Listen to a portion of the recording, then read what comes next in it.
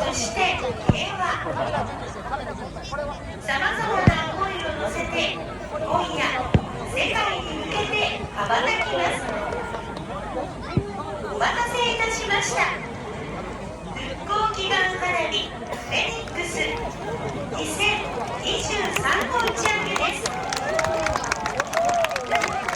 困難を乗り越え主張のように羽ばたく未来を信じて、協賛してくださった多くの方々、募金活動に参加してくれた方々、そして会場にお越しの皆様と心を一つにしてカウントダウンで打ち上げます。復興祈願花火フェニックス2023 5、4、3